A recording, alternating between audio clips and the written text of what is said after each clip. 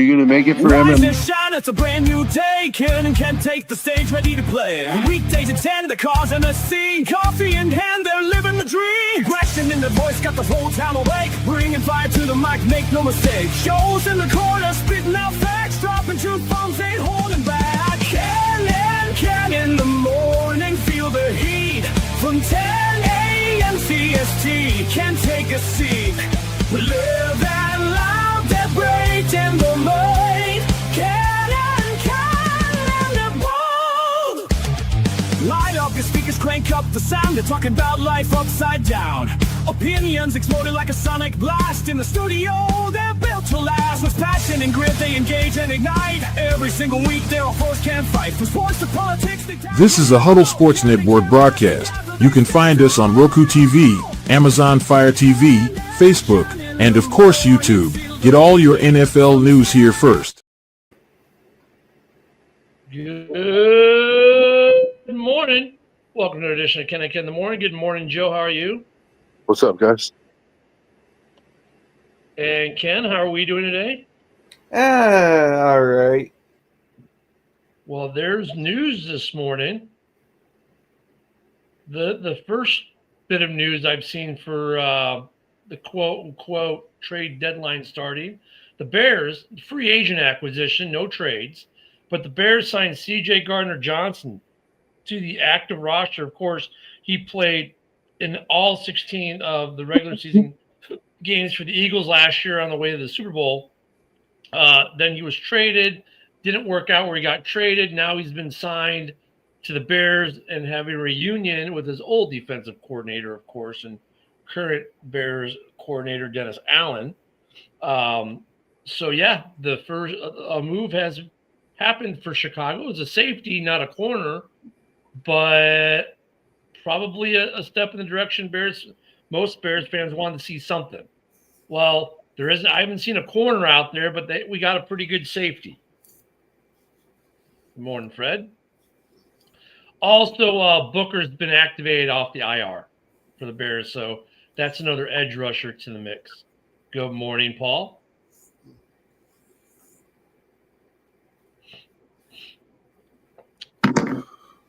So that happened. That at least moves are starting to happen. Now the Bears are being tied to Quentin Williams and a couple other. Now we're going to start to see all these. The Bears and the Packers or whoever your team is tied to whoever, because Heavy.com said so. Yeah, The Bears are tied. The Bears are tied to Quentin Williams. Supposedly. Mm-hmm. Yeah, and supposedly Green Bay is too. It's that nonsense time of year. Well, Green Bay can't be because they don't have the 2 first-round picks to give up. It's going to take to get them. We're going to say they're. I forgot exactly who the hell supposedly reported it, but they were supposedly in talks about it. But who knows if that just means, what do you want? Okay.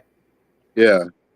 No, the reason I say that is because I just saw ESPN just had an article this morning, and they were saying that, the Jets are a bit of a mystery because they should be selling, but they don't seem to be selling, but they are selling because there's players that and Quentin Williams was one of those players where they said the Jets aren't looking to shop him.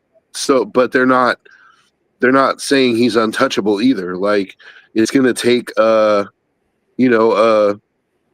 going to take what's the word I'm looking for? An offer they can't refuse, basically, Yeah. But not in the horse head in your bed kind of way, like in the.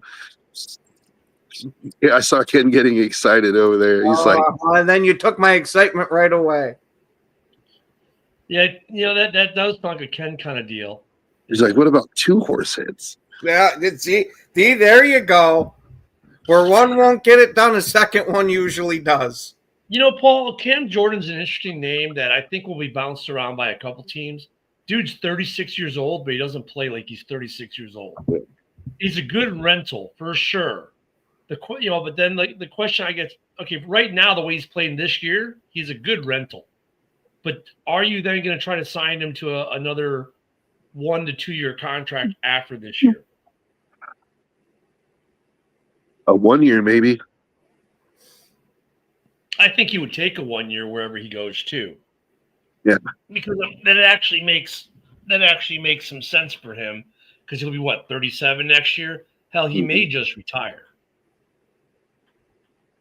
1 year with a good chunk of guarantees. Oh God, Steve, I've heard that too. That JJ, not McCarthy, the other JJ, he's unhappy now in Minnesota and wants out of Minnesota. And I'm sorry, I do not believe anything about Justin Jefferson wanting out of Minnesota. Maybe not wanting out of Minnesota, but he could be unhappy. I mean, I'm sure most Vikings players right now are unhappy. Like, you're losing, like your quarterback situation. You had Sam Darnold last year and you won 14 games. And then all of a sudden this year, it's like, you go get rid of Sam Darnold and Daniel Jones, and both those guys are winning now. And so, yeah, I mean, there could be a little sour grapes there, but yeah. Why would he want out of Minnesota, though? Like, I mean, they're paying him ridiculous money. He's, Yeah, that's what I'm saying. That's what I'm saying. Like, I don't think he wants out of Minnesota. Look, it's clickbait time of year. I got it. They're a quarterback away, dude. Now they just got to see if the quarterback they got on the roster can actually stay healthy. No, that's why I said they're a quarterback away. I think they need to be looking in the draft. Dude, I'm being serious. I think they at least have to look at what's coming out, what's available. I agree with Joe. Just because of the health concerns right now on McCarthy. I mean, here you are in year 2. We're coming to week 9, and his entire career is a span of what, 3 games? Yeah, 2.5 games. You played 2.5 games in what, 25 games? A season and a half. In a season and a half. It's not good. 2.5 games. I mean, it's not good. So he is a bust right now. He can't stay healthy long enough. So I would say, yeah, if you're in Minnesota right now, you're thinking, okay, we're gonna have to start looking at quarterbacks in the draft, and you're gonna monitor the situation, because if JJ stays healthy the rest of the year, and plays well, maybe you don't. But right now, that's got to be in the back of their heads going, we may need a quarterback again. I mean, that's a fair assessment considering he can't be – I mean, because he's on the field. He can't stay on the field to play. At least if he's on the field, I will say this. Even if he was jacking it up on the field, at least they'd have something they can say, well, we can build on this or that, or we can fix this. They can't even get him on the field. Go ahead, Joe. I think KOC has shown that to be a pretty good quarterback coach. So I don't necessarily think they have to take one in the first round. No. But I think you could get away with a little bit later of a pick just because your head coach has had success in turning quarterbacks around. So the reason I say that is because what about that dude from Vanderbilt, for example, right? He's projected to be like a 5th or 6th round pick, but he looks like he's got talent, man, and he looks like his talent he's a little bit undersized, but he's a lot undersized, but I mean, shit, Doug Flutie had a good career in the NFL, so that's why I'm saying, you don't have to maybe go out and draft another 1st round quarterback to still put the pressure on JJ McCarthy. You can go out and get a later round guy, but still he's going to feel it. I'm sure he's going to be like, hey, why are they drafting this young kid a year after, 2 years after they drafted me? Are they giving up already? I don't know. Because you don't want to be paying 2 first-round quarterbacks. Although I actually, now that I think about it, that's only $20 million a year. That's really cheap for NFL quarterback money, dude. If you got another 1st rounder, yeah, you're probably talking a little under 20. Then your 5th-year option, you're not going to give it to them, obviously, because one of them is going to be kicked to the curb. It could breed competition. It could make one of them shine over the other. But man, having to spend another 1st-round pick, trust me, been there. Every 3 years spending a 1st-round pick on a quarterback gets old. And here's the problem: no matter where you draft the kid in the first round, whether it be first or 27th, the expectation is start. Hi, Jackson Dart. I mean, there's no more chill with fans. Like, you draft a quarterback in the first round anywhere, and they're like, oh, this guy needs to start right away. Forget about mentoring him and grooming him and growing him. Throw him in there right now. It's like, okay. And then we wonder why we're in the situation we are every couple of years with the same teams looking for that quarterback. And sometimes you get a CJ Stroud where he has a great rookie year and he's played decently the last year and a season and a half.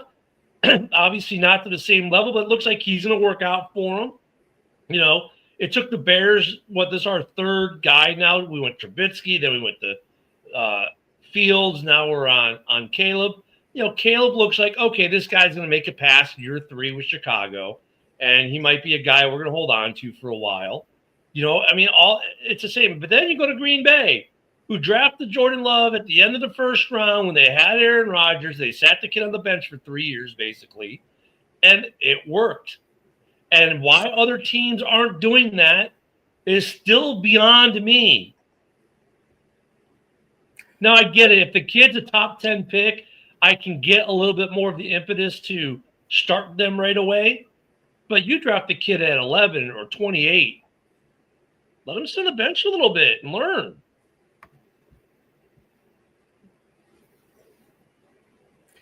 Yeah, you'd think after watching Green Bay do it with Rodgers and then Love, and then seeing Kansas City do it to an effect with Mahomes, granted that was only a year, but still, you'd think that would give people more incentive to, hey, let's try it.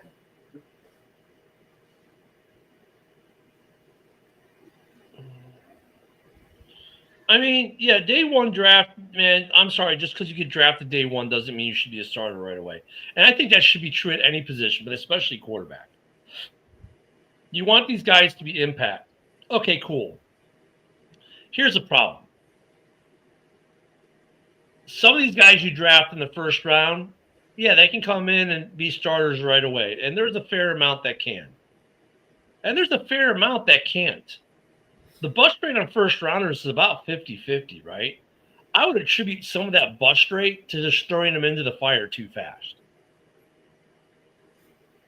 Yeah, I definitely wouldn't argue that even with the positions. Because, yeah, you'll see some guys go right away and steal it. But you see that from, like, fourth-round picks and shit, too. Does that mean we should shove every fourth-round pick right out there? That's what we're getting to, Ken. Some of these guys want to. Like, oh, Kyle Manon guy is doing good as a seventh rounder, therefore everyone should be a starter that gets drafted. Okay. Great. That's going to work out. Also, like, you have to consider, first round picks, like, especially the top 15 picks, a lot of those guys, there's a lot of speculation about them. Like, going into the draft, it's like they're the super athletic guys that they may not have, like, necessarily the mind for the game, but the team just sees this crazy athleticism, and so they're like, this guy can be it. So there's a lot more swing and a miss on that in the top 15 picks than you would think. Like, and they throw those guys out there right away, and that's my point, is that maybe they don't necessarily have the mind for the game. They just have the crazy athleticism, and they have the measurables that the NFL team is looking for. And, some of these teams, it's a crapshoot, man, just like with quarterbacks. Like, well, and the Wonderlic is supposed to be the end all, right? Oh, he had a high Wonderlic score. Like, when was the last time that test was updated? I guess would be one of my questions. When was the last time was that test updated? And then, just because they test well on a test doesn't mean they can do stuff in practical real-world application. All right, Hutchinson's got a 4-year extension. Two people have now put that in there. With JB saying Ian Rappaport, but no details. So I'm sure we'll have that by JB's show. So JB will be able to let everyone know all the numbers on the Hutchinson 4-year extension. Oh, I'm sure that's big money. Yeah, I'm sure. Well, you got to assume with him being a pass rusher and being one of the top pass rushers. We've seen how that money gets crazy. Right, that's what I'm saying. Did he get like TJ Watt, Miles Garrett money, or did he get like Max Crosby, Nick Bosa money? You know, like, because Nick Bosa is making pretty good money. I think it's like 30, 35. Max Crosby is making somewhere around 30. And, Miles Garrett, he's making more than that. TJ Watt's making like 40. He didn't get Micah Parsons money, did he? he might you have. have got to be kidding me. You're going to love this one, Ken. The Denver Broncos are signing 41-year-old tight end Mercedes Lewis to the practice squad.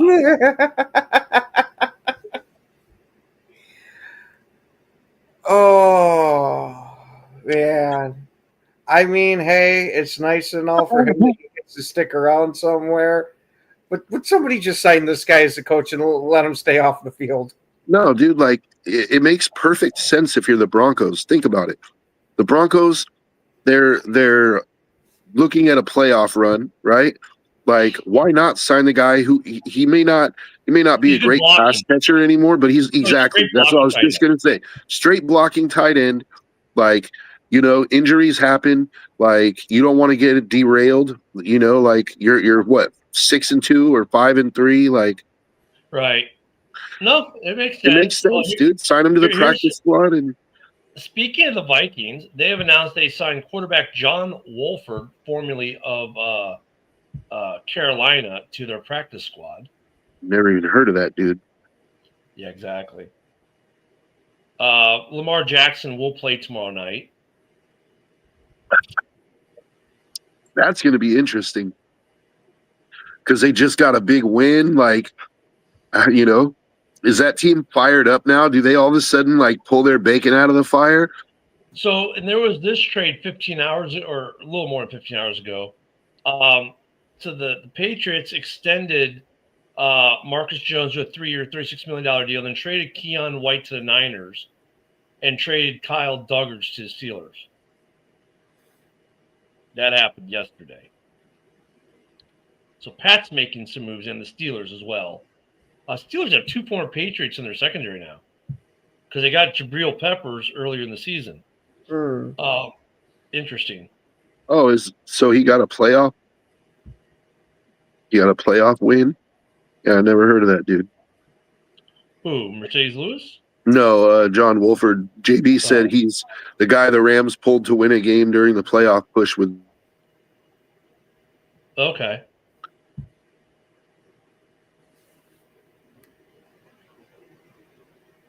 Wait, Gardner Johnson is not a Bear? Oh wait. He is a Bear. Yeah, he typoed. Okay. I was scrolling back up there. I was like, what? Hold on, JB. They just signed him. It's like, wait a minute. We didn't cut him already, did we? I mean, weird things have happened, but come on. He signed the contract, and they're like, good, now clear out your locker.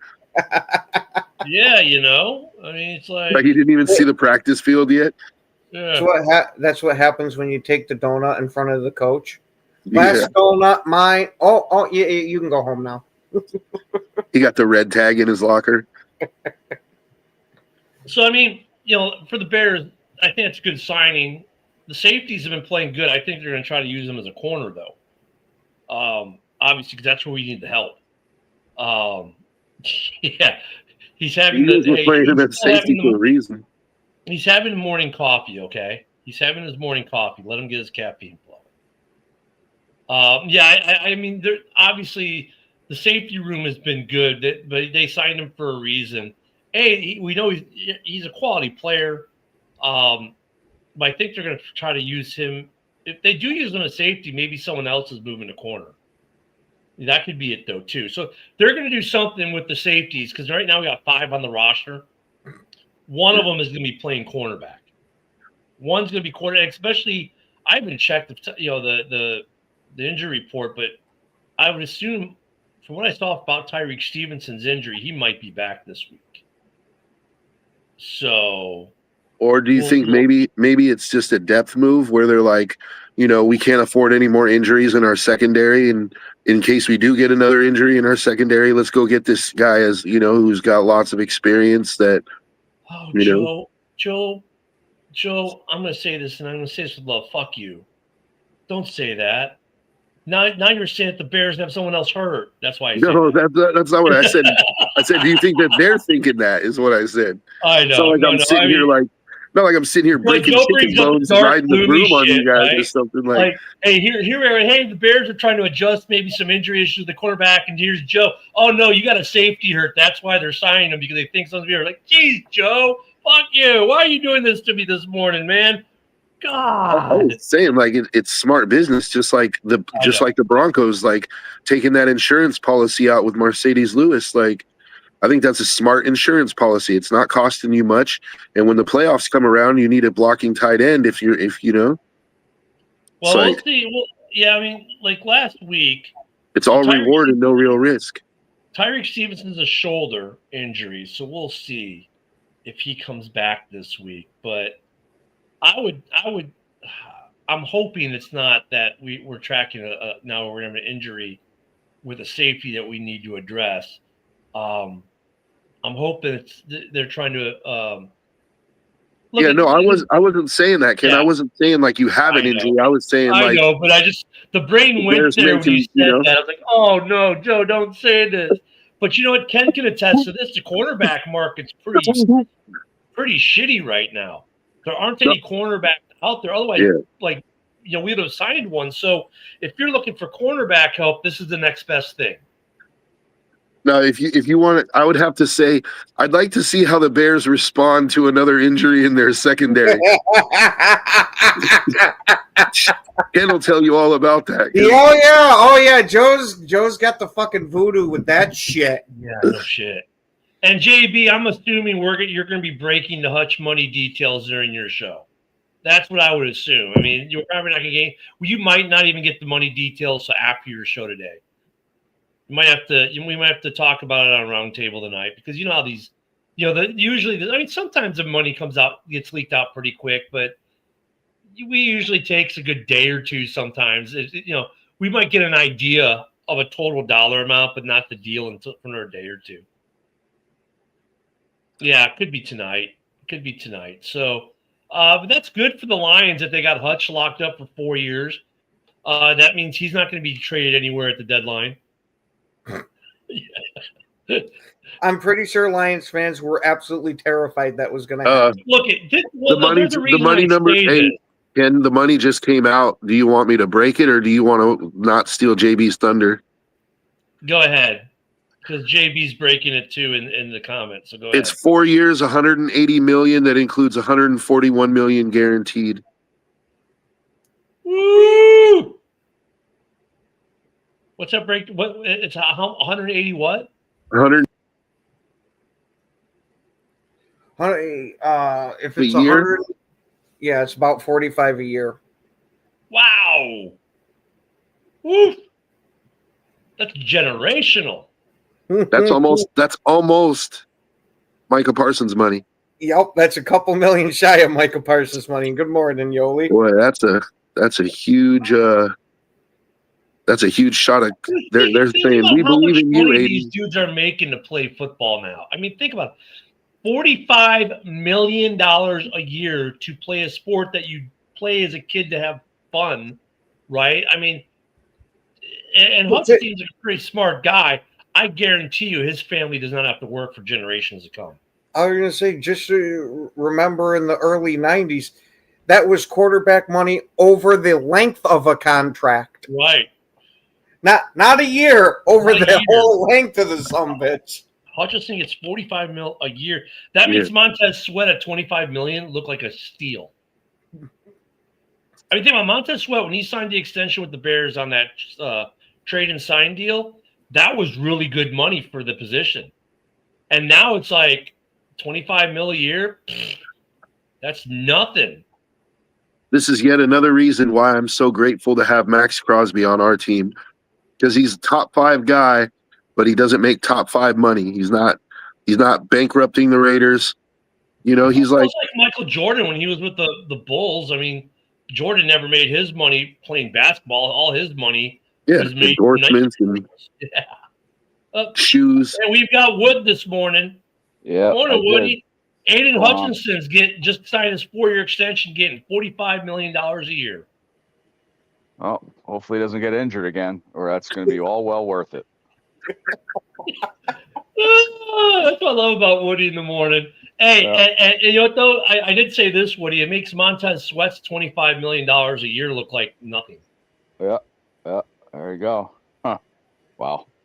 Well, Yeah. I hope it all works out for him. That's all I have to say for that. Oh, and the Bears signed safety C.J.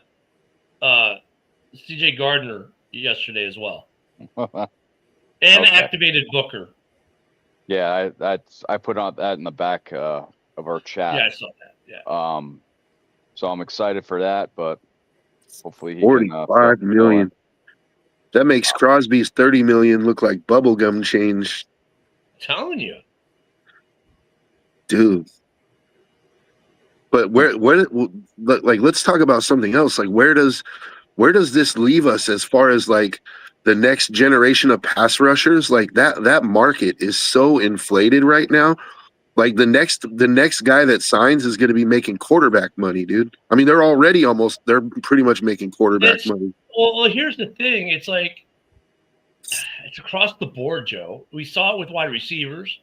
Yeah. We see it with ends. We see it with if you look at Detroit right now, my bigger question is how long are they going to be able to keep Detroit at the level it's at with this kind of money going out the door? Because, okay, St. Brown you've got signed. Goff is going to be due a contract again really soon. Yeah, they got to work on a restructure with him because his cap hit for next year is absolutely ridiculous. Yeah, let me bring it up real quick. Well, they better they better win now. Well, yeah. I mean, that's part of it. I mean, like if you want to go long term, you gotta, be dynastic or something. Or, right now, I mean, next year, okay, this year they have 25 million. This is a good thing about the Lions. They've always been good with cap space. Next year, 38 on the roster. Cap space right now is 2.5 mil. But Goff's cap number next year, 68 million. It's like 68 million. close, 69.6. Let me see what they can do in a restructure according to over the cap. They can restructure 40. Mitch, you're nuts, dude. They do an extension, they can save almost 43 million. Did you see what Mitch said? He said No. when he's talking about Hutch's contract, he said, nice hometown discount. Cheaper than Parsons, cheaper than Miles, cheaper by like $2 million. That's a hometown discount. Yeah, I don't know if I'd call that a hometown discount, man. Ooh. Boy. So Goff's contract, though, Mitch goes Goff good for what, 3 or 4 years? No. Ooh, Goff. So here's Goff's contract. It's Why, weird. thank you. Well, it is and it isn't. So he's okay. So 26. He doesn't have. There are no void year. The void year is 29. Bless you, So Kenny. at 26, his cap hit. We'll just call it 70, and then in 27, it's 55, and then it's 62 and 28. So it's 3 more years, but the cap numbers are massive. Look at his cap number this year is 32, so they're doubling his cap number next year. So Goff, they might want to do a restructure. And push some money around. But next year you got 38 on the 53. Now, granted, you're gonna get about 20 million, right? Is about what we call the default number you're gonna add to the cap. So we'll say they have about 23 million, and they need to sign 15 players, and that 22 million, about 9 of that's gonna be taken up by your draft picks. So okay, that's gonna get you part of where they're gonna be okay. But you're going to be looking at other contracts that need to come up soon. Jahmyr Gibbs, when's he due? Jahmyr Gibbs next year is the 4th year. After next year. Yeah. What? Yeah. Next year's the last year of his contract. 26, the last year of his rookie deal. I'll definitely give him a 5th-year option. and they're going to pick up the 5th-year option. That's going to be expensive for his 5th-year option. Montgomery, his contract ends. He goes through his first void years in 28, so you're okay there probably. Penei Sewell, he just signed, didn't he, not long ago? Penei Sewell, you're good with him through 29. So some of their pieces are they got some longevity on a couple of their pieces. So it's going to be interesting for them. Anytime you see this kind of big money go out the door, it gets interesting, right? Because now it's like, okay, what other position group am I not giving money to? At least I'll say this for the Lions. It looks like some of their core is pretty much locked up for the next 3 or 4 years. But they're going to want to do something with Goff's contract. Yeah. Well, how much projected cap space are they supposed to have next year? $2 million. They've got $2 million with 38 signed, but you figure with the NFL, it's going to up it by 20 mil. So we'll call it 22 mil. And they need to sign, about 15 players to the roster. So you figure 7 picks, so that's half of it, and that's also half their money. That's 9 mil for the 7 draft picks approximately. So they're going to have a little bit of money to sign some $1 million players here and there. They're not going to, but if they restructure a Goff contract, they can spend some money. So they've got some options. So Brad Holmes set them up pretty well. It's not, but anytime you see 45 mil a year go out the door, you're like, holy crap. You're like, okay, now what are we not doing? So he's set up okay. They actually probably got more wiggle room than anyone else in the North right now because of the way Brad Holmes sets up contracts. At some point, they're going to run to the brick wall unless they keep making the right moves to get rid of, trade people out at the right time, that kind of stuff. They're looking okay, man. I have to give the Lions some credit, man. Their cap situation is really not that bad. It's better than the Bears, I think. Better than the Packers, better than the Vikings. Well, with that contract, Aiden better not get put on that Madden cover. Man, with all the commercials he's doing, he might be. Jesus. I think he did most of those commercials when he was injured, though. I know the Sheagles are taking it easy on Barkley with his 9 carries a game. Yeah. Oh my God! Speaking of that, I saw a beautiful meme. I think it was last week.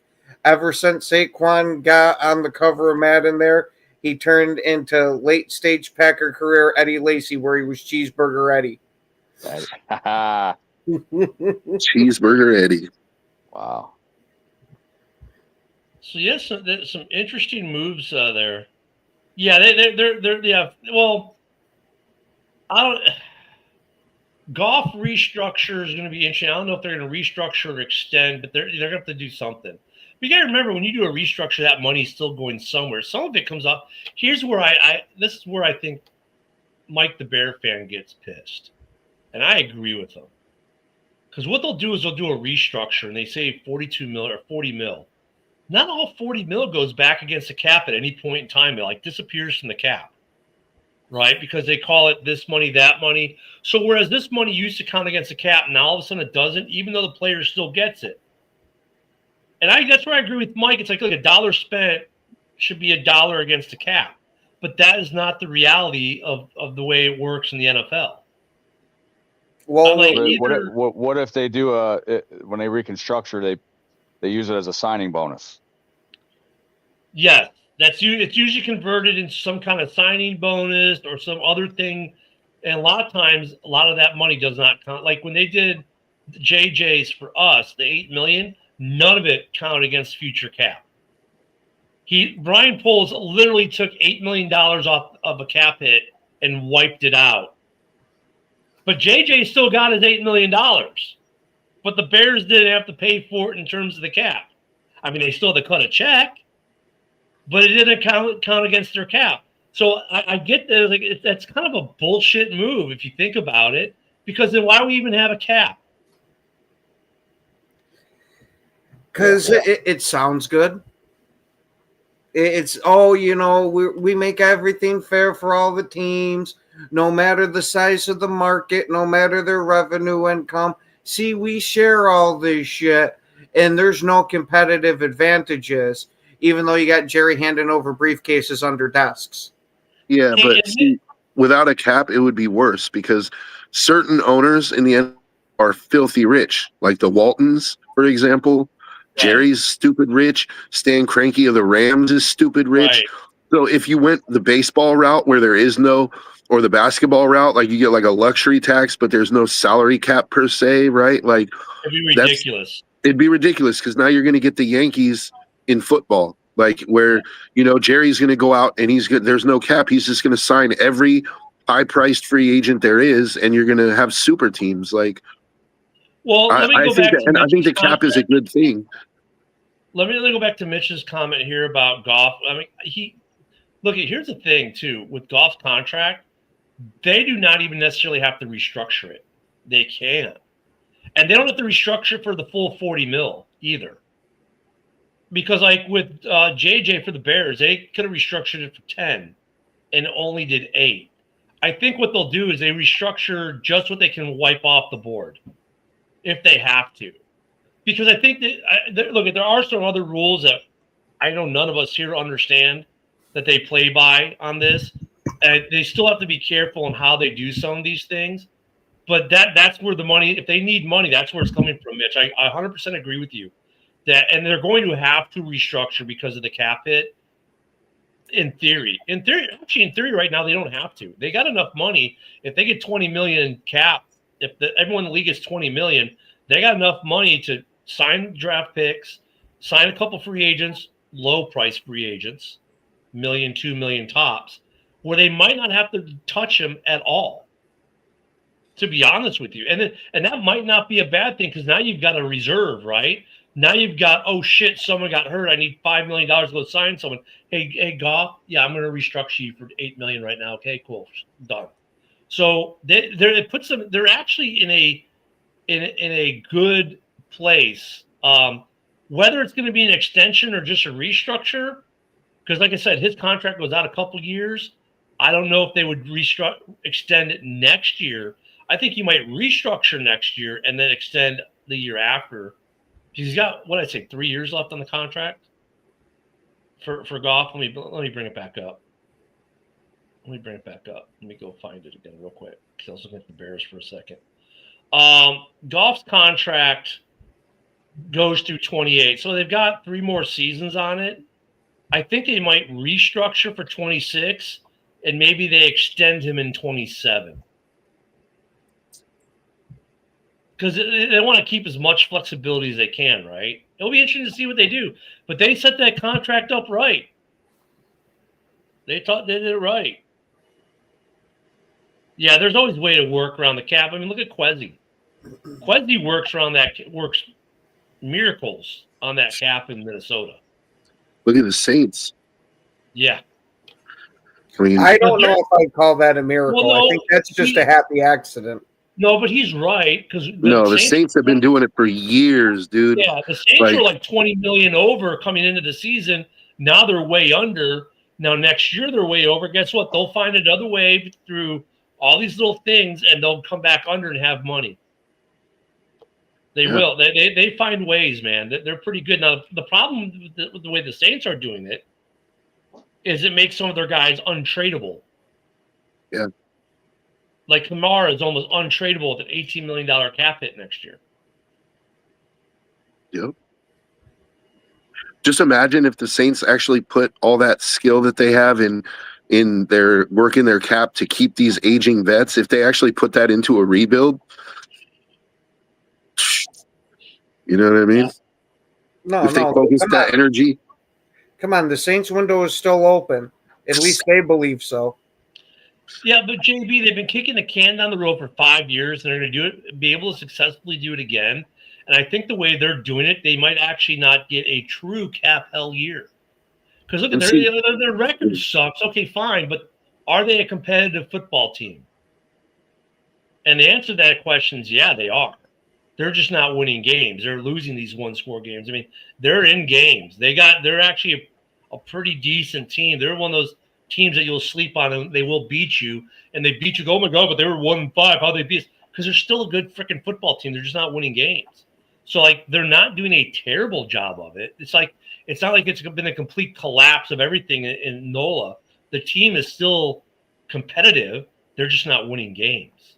And see, what JB said, I think actually kind of proves my point. Like, they've been kicking the can down the road since Breeze retired. Breeze is he's eligible for the Hall of Fame, so it's been at least 5 years, right? Yeah. Like, that's an impressive feat to not have the bill come due for 5 years. Like, and so would I say they're managing their cap well? For what they're trying to do, yeah. Like, they're trying to keep that team together, but I don't think that should be their focus. And I think most of us agree that shouldn't be their focus, right? They should be trying to get rid of those aging vet contracts and start rebuilding.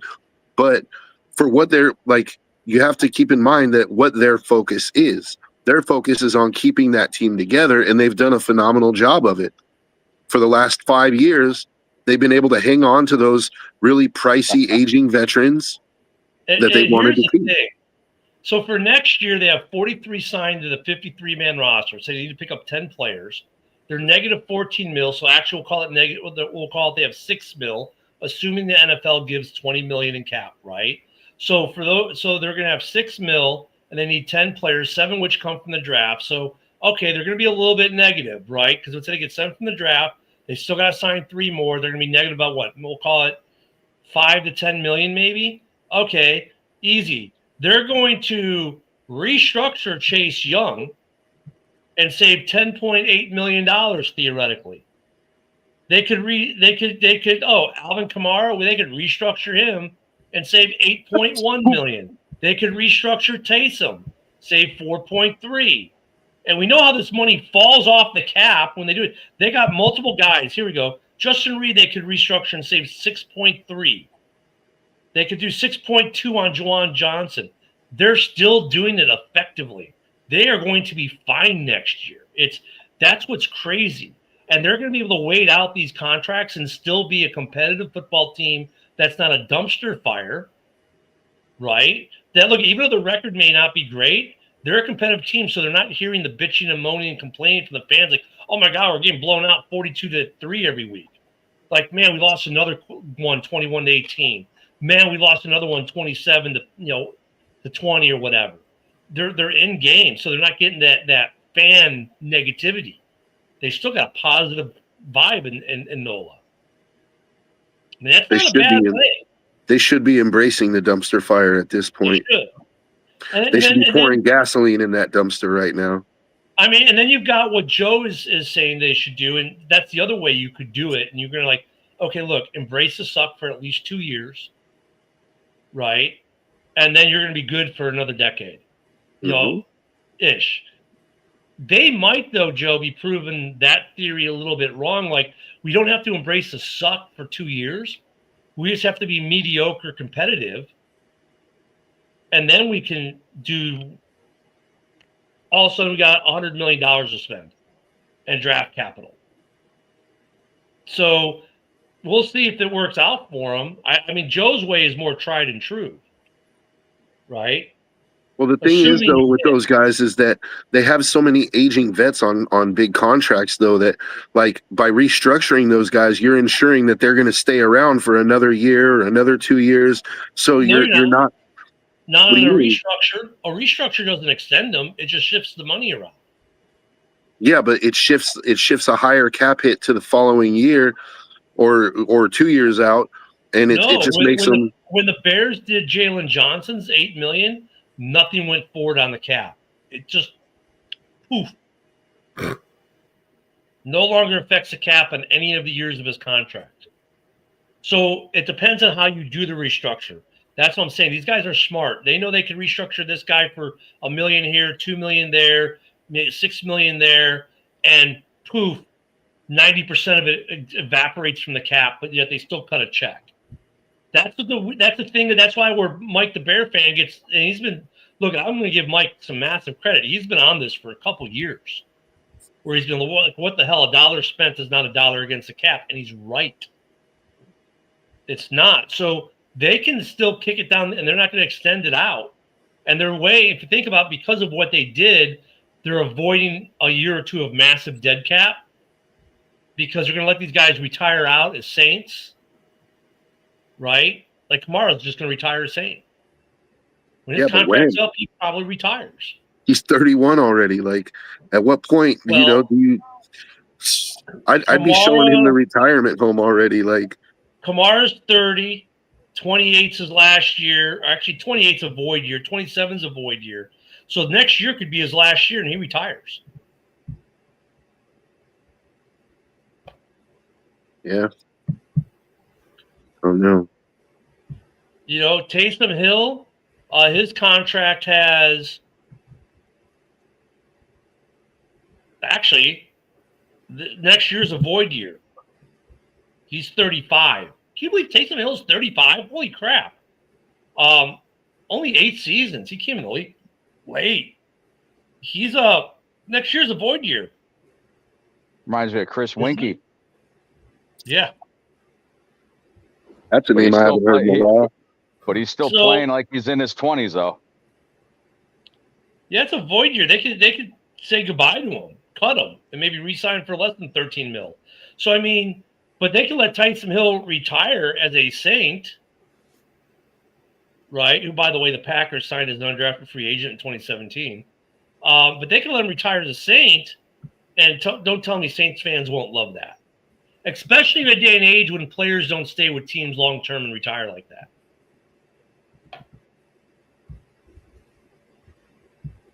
So the Saints are going to be interesting. And it'll be interesting to see what happens with them during the trade deadline, because you could trade some of these guys off as rentals and free up some cap space.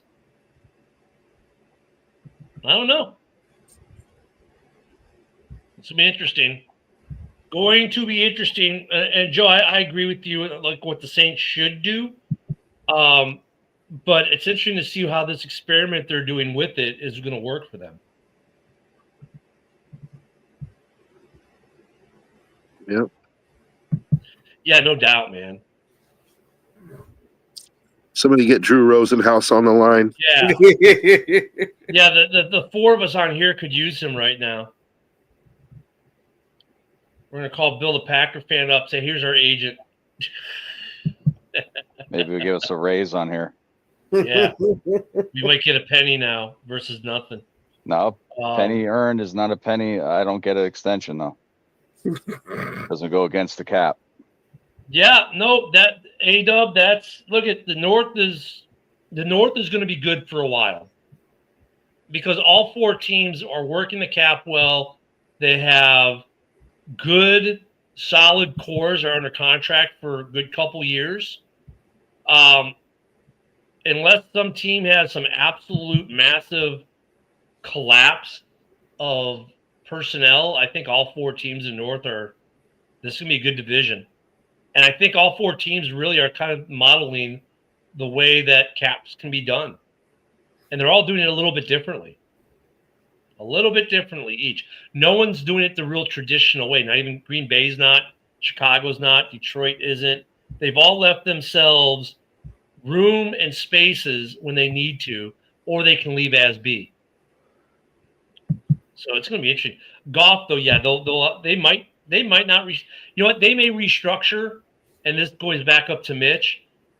I would not be surprised if they do a restructure on Goff for next year. That's not a full restructure. They don't take all of it. They only take some of it. We saw that this year with Poles when he did JJ's. He could have taken 10. He only took 8. There was a reason for that we don't understand. These guys get. So I wouldn't be surprised if they do some restructures that aren't as big as we think. So NFC North is going to be interesting, and they're going to be we might see some moves this week. The Bears have already kicked it off, even though it was a free agent signing with CJ. But, by the way, Woody, he didn't mean it, but I went off on him in a fun way. He's like, maybe the Bears think one of their safeties is hurt, or that they're having more injury concerns. That's why I did it, and that's why I gave him an FU. So don't here say we go. that. My Here we safeties go. are fine. I think Gardner Johnson signing with the Bears. Someone's going to get moved to corner in that safety room. We got 5 safeties on the roster now. Someone's going to be a corner this week. Goff could play for a while. He's young for a quarterback, isn't he? I mean, Nope. Steve, shut up with the Notre Dame shit, please. No, I'd rather sign Larry Sellers from South Carolina. Oh, Let's see. fuck, dude. I mean, golf. And you know isn't what? that With your Steve, with your comment before my 2 fingers, I can give you one more if you want. dude, golf is 31. He's got about anywhere from 7 to 10 years left, probably at least, if he keeps playing well. His quarterbacks are going to damn near 40 now, anyways. So they got time on golf. Yeah, CJ's a 1 year. Yeah. For the And rest it of this year. massively helps with Goff's play style too. He's not one of these super athletic guys that's doing all this crazy shit. His strength is his football intelligence, and that shit don't go away. So I wouldn't be surprised if he plays for a bit. Yeah, and it's funny that you mentioned that because like you saw like Michael Vick's a great example, a very athletic quarterback at first. Then he took his government paid vacation. And when he came back from that, he realized he couldn't be that kind of quarterback. And then he became like a pocket guy, a football smart. And I actually almost will say that he was a better quarterback with Philly than he was with Atlanta in that regard. But like some of these guys, they figure as you watch as they progress, some of them figure it out and they become more like Goff, if you will, right? Where they do less of the super athletic stuff and more just straight up quarterback play. And some guys, they live and die on the athletic stuff and their careers end early. You guys agree with that? Golf is coming to his prime now? I mean, in a way, yeah, I do actually. I was going to say with Detroit, it seems like he hit that stride since he's been there. But I don't know how much longer it'll be his prime. Like I still think he'll play good. Yeah. I don't know a quarterback's prime at 31. He could, I mean, maybe for right now, and he might have another year that maybe gets a down year or two, but at 35, he could go off and win an MVP. Aaron Rodgers. I mean, with quarterbacks, it's so much. The prime years for a quarterback, I don't know if there is such a thing. No, because there's different kinds of quarterbacks. Like, for example, Jared Goff and Lamar Jackson. Like, Lamar Jackson, the way he plays ball, when would you say his prime is? It's not going to be at 32. I can tell you that. Like, he might have already passed. But Goff is a much more mental type of quarterback where it's like, when does his mind reach the peak? Like, you know what I mean? Look at Tom Brady. Tom Brady was never an athletic running style quarterback, but like his prime lasted so long because he hit that mental peak and he was able to maintain that mental peak for years. And like with Lamar might be past his prime as an athletic quarterback, but don't get me wrong, he could become a mental quarterback if he possesses that capability. Yet to be seen. And he could win an MVP 4 years from now as a different style of quarterback than when he won it the last. I mean, that's the weird thing about quarterbacks. Goff easily having 5 to 7 more years. I would agree with that. 31, he could definitely play until he's 38 or 39 in this league. We're seeing quarterbacks go into their 40s now and be effective. So, I mean, obviously, he's got room. Like, Jordan Love's not even close to his prime at 27. No, I mean, Love's not going to, what is the prime? Is he in his prime now? No. Will he be better as a quarterback as he gets older? Probably. I think you can say that for almost all these quarterbacks if they stick around long enough. The problem for these quarterbacks is this. Can you get past your rookie contract? If you get past your rookie contract in this league, as a starter, you're a starter for at least a decade, it seems. For the most part, I mean, and then you'll get guys like Russ who will fall off all of a sudden, but they're good for usually about 10 years. If they make it past that rookie contract, they're good for another 5 to 8 years, as a rule almost. So Jordan Love gets through the next 2 years as a starter. Green Bay is like, we got a quarterback for another 5, probably another 5 years after that, easy. Yep, Stanton. So, like for the Bears, if Caleb makes it through his rookie contract, we're not drafting a quarterback to be a starter in Chicago for another 10, 15 years. Because if he gets past that and they can keep him in Chicago, dude, he's young enough. He could be, these guys are sticking longer now when they make it past her. McCarthy, that's the guy you need to worry about. Let's say that draft class, he might be right now. He looks like the one that's not going to make it past his rookie deal. Penix will probably make it past his. Bo Nix will make it past his. Caleb's going to probably make it past his. Jaden Daniels, if he can stay healthy, is going to make it past his. Right? If they keep playing on the trajectories they are overall, looks like all these guys are now. Look, there's still a couple years up for these guys. But if those 4 guys make it past their first round, their 5th-year options with the teams they're on now, they're probably going to stick for another 5 to 10 years.